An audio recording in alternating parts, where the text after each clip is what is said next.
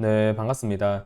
자, 오늘 4월 30일입니다. 자, 오늘 증시가 지나고 나면 내일 근로자의 날 휴장에 따른 부분을 지나면 이제 5월 증시가 개장을 하게 되고요. 5월 특히나 휴장도 좀 많이 끼어 있고, 그리고 무엇보다 밸류업이라는 모멘텀이 시장 내에 좀 어떻게 작용될 것인가, 이에 대한 화두가 될 수 있기 때문에 우리 역시도 5월 증시를 준비함에 있어서 휴장도 고려해야 되겠지만, 이 밸류업에 따른 지수 방향성 그리고 종목들의 방향성 반드시 좀 집중을 하고 체크할 필요가 있다라고 말씀을 드리겠습니다.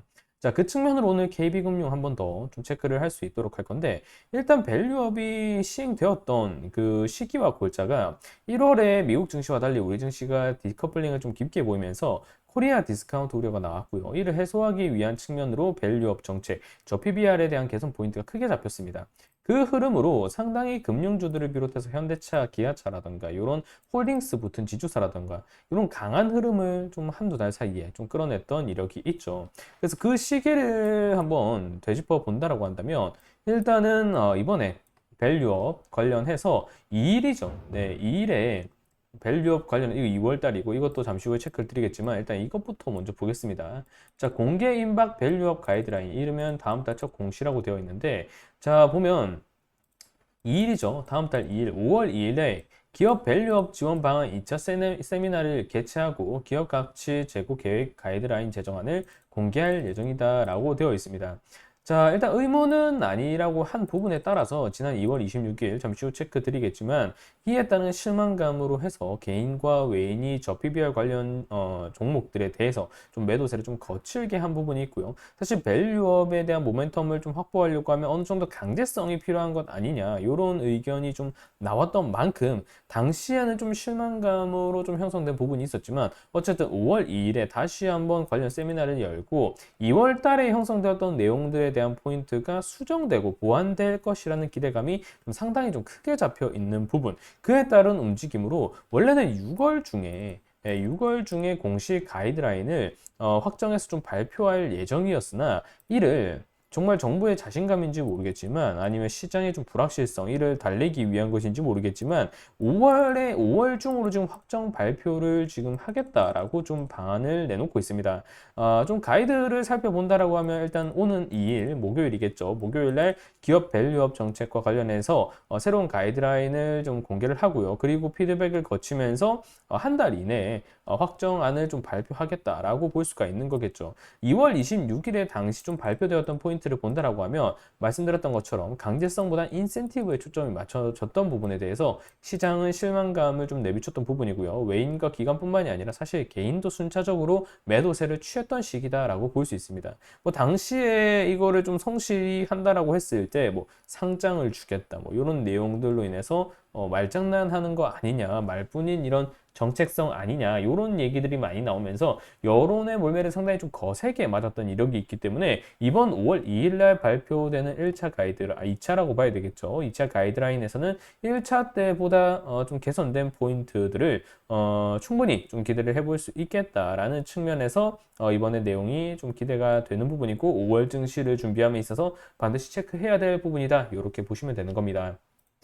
자, 지금 내용 나왔죠. 정부가 한국 증시의 고질적 문제인 저평가 해소를 위해 오는 7월부터 상장자들에게 기업 가치 제고 계획을 세워 공시하도록 할 예정이다라고 되어 있는데, 7월부터 하려고 한다라고 하면 6월까지 마무리가 되었어야 되고, 그렇다라고 한다면 이번 달 5월 중에는 이번에 세미나에서 가이드가 나오고 나서 어느 정도 확정한, 그리고 한 달 동안 얘기를 듣고 6월에 확정, 그리고 7월부터 기업들이 이행하는 그 흐름이 나와줘야 되는데, 앞에서도 말씀을 좀 드렸던 것처럼 이 포인트를 한 달 정도 좀 땡겨서 이번 달 중에 5월 달 중에 좀 가이드를 마무리 지을 예정이기 때문에 나라의 자신감인지 모르겠지만 이런 포인트들에 대한 기대치가 상당히 지금 좀 커져 있는 상태다, 이렇게 보시면 되겠습니다. 자, 6월 중 최종 가이드라인을 확정한다라고 지금 일단 2월 달에 얘기가 나왔지만, 이 부분은 5월 중 최종 가이드라인으로 정정이 되었다라는 점 참고해 주시면 되고요. 그 흐름이 5월 2일 날 일단 1차적으로 나오고 나서 세미나를 열고 나서 2차 세미나를 열고 나서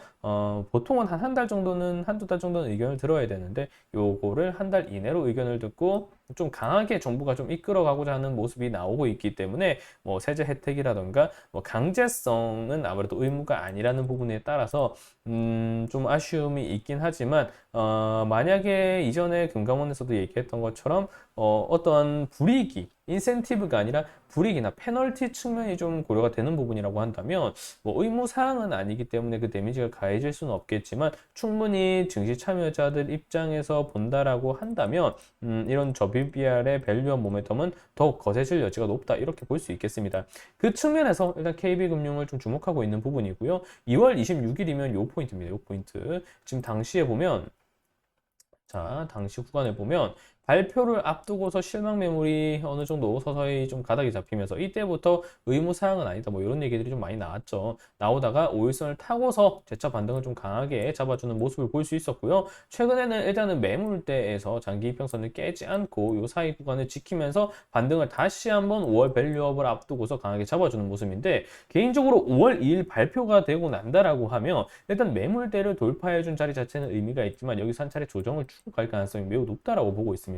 어찌되었든 강제성이 없는 내용이기 때문에 내용 자체에 대한 어느 정도 실망성 매물 혹은 소화 관점에서 소멸 관점에서 일단 분위기가 이어질 수 있다는 점. 다만 이평선을 지켜주면서 매물대를 지지를 밟아주는 범주 내에서 이어질 가능성이 높다라고 일단 보고 있고요. 이 구간에서 자리가 잡히고 나서 이 앞선 구간과 같이 어쨌든 실적 모멘텀이 이미 4월 달에 소화가 되고 비위크의 부담을 던 시점이기 때문에 FOMC 불확실성도 던 시점이라고 봐야 되겠죠. FOMC 불확실성을 던다라고 했다라고 보면 6월 금리 인하가 사실상 물 건너갔다라는 게 시장에 충분히 투영되고 나서 이후의 시장 반응이라고 봐야 되기 때문에 그 흐름까지 선반영되었다라고 보면 일부 소화 관점에서 눌림을 주고 나서 이 자리서부터 다시 한번 시세를 주면서 전고점을 뚫어가기에는 충분한 매매가 있는 시점이다라고 볼 수가 있습니다. 3월부터 지정학적 리스크도 좀 본격화되면서 지금 시장 압박이 형성된 이력이 있기 때문에 지금 지정학적 리스크 역시도 휴전 얘기가 나오면서 무뎌지고 있는 시점이라는 점을 좀 감안한다라고 하면